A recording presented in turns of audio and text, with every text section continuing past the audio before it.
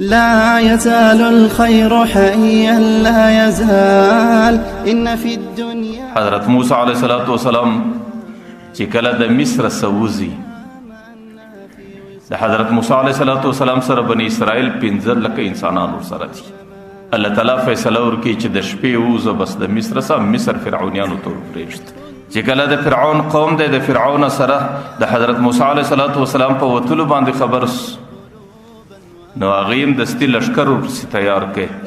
چې لشکر ورپسې تیار کړي لشکر ورپسې ځي د هغې د لشکر صرف مقدمة الجيش چې د لشکر د مخکې حصه روانه وه 18 انسانان دي چې کله په شپه کې دواړو سفرونه په لپسې وکړو چې لمر راوخاتی د څاښت وخت سو انسانان سره ښکاره سو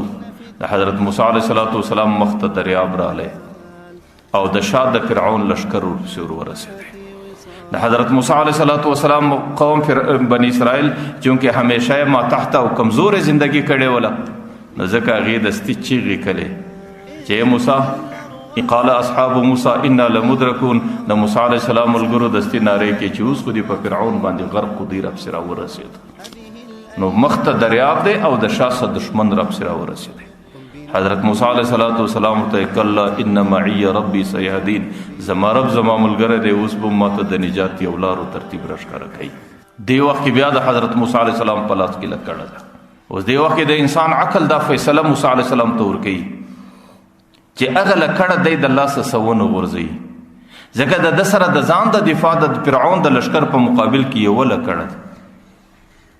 نو کده د ځان دفاع کوي کده دشمن مقابله کوي هغه په لکړه باندې کوي او چې کله په لکړه باندې د ځان دفاع کوي او د دشمن مقابله کوي نو هغه لکړه په مضبوطه شکل ستا په لاس کې محکمه پرته وي ځکه د انسان سره د دفاع بل څه نشته.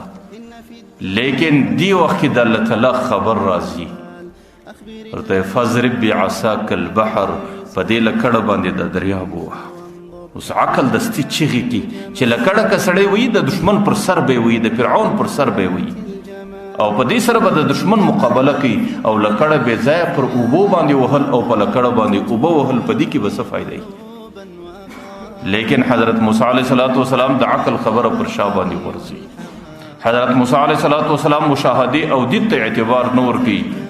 حضرت موسی علیه الصلوۃ والسلام نظر او کتنه ته اعتبار نور کوي